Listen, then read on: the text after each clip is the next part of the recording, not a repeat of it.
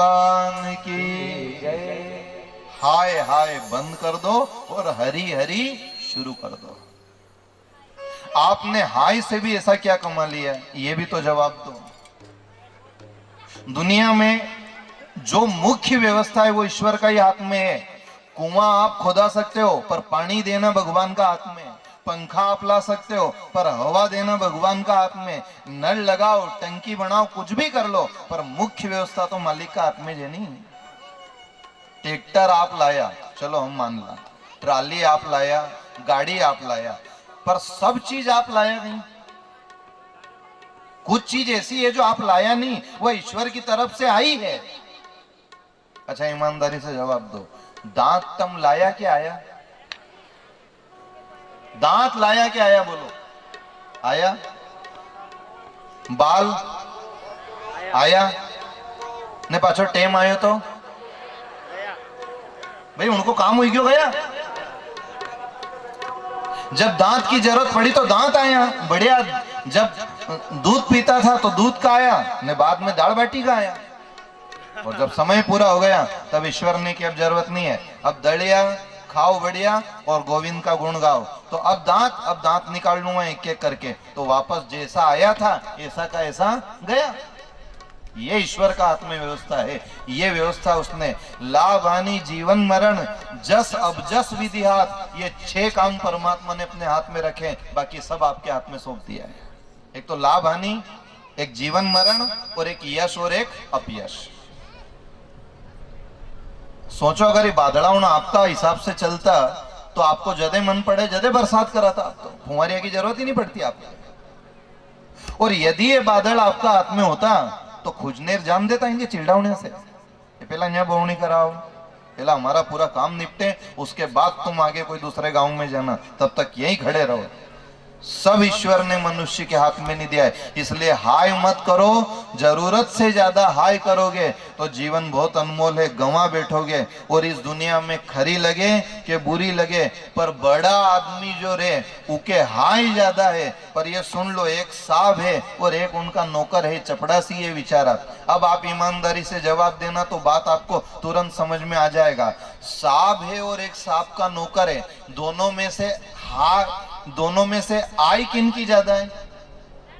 साहब में और नौकर में से आय किन की ज्यादा है? साहब की।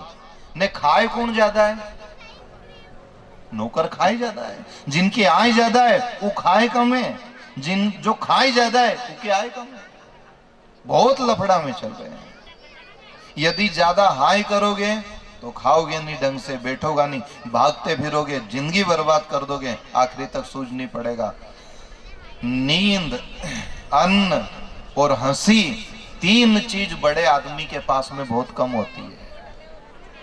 एक तो समय से नींद नहीं आए, रात की 2 बजे तक आंख फाड़ फाड़ करके देखता रहता है। एक रोटी खाने की फुर्सत नहीं रहती है, भागता फिरता है, भागते भागते खाए, चाय पिए, दौड़ते दौड़ते चाय पिए। और हंसी चेहरा की ऐसे गायब हो जाती है, ऐसे गायब हो जाती है कि जीवन में कभी चेहरे पे हंसी नजर नहीं आती है। बड़ा तो वो होता है साहब जिसको नींद, अन्न और हंसी नसीब हो। हम एक शब्द सदैव रखते हैं कथा में, कभी आपको सुनाया तो अच्छी बात, नहीं सुनाया तो सुन लो, कि दुनिया में बड़ा आदमी की पहचान क्या है? सबसे सुखी कौन है? सबसे सुखी वो है जिसे बिस्तर पे पड़ते ही नींद आ जाए। बिस्तर पे जाते ना हाथ ना पांव दुखे, ना माथा दुखे, नी कमर दुखे, नी उके कल कोई को देनो नी लेनो, कोई लफड़ाज नहीं है।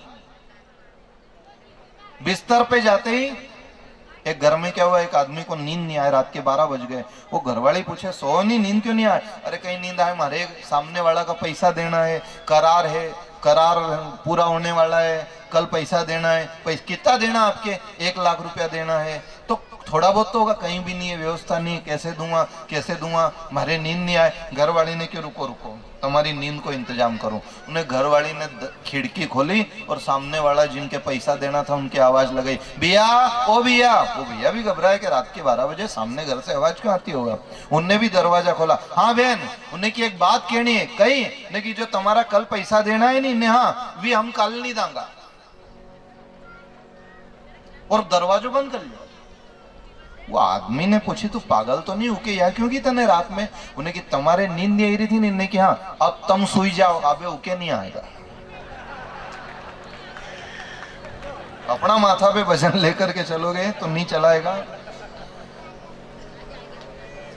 ये तो इनमें का किस्सा चल रहा है कि एक आदमी घोड़ी का ऊपर बैठा और माथा पे एक पोटली पड़ी उका। तो कोई ने पूछी दादा ये पोटली माथा पे क्यों धरी? उन्हें के दादा घोड़ी पे हूँ बैठो योज बहुत है, इतना ज्यादा वजन नहीं रखूं क्या पोटली भी पे ही धरूं। तो माथा पे भी धरी तो वजन तो घोड़ी को ही लगेगा। रेल में भी यदि झोला आपने उठा लिया हाथ में तो भार तो रेल को ही है। तो करतार वो है। नींद, अन्न और हंसी खोना मत, आनंद का जीवन जीना और परमात्मा से कहना प्रभु सब छोड़ाए पर ये मत छोड़ाना।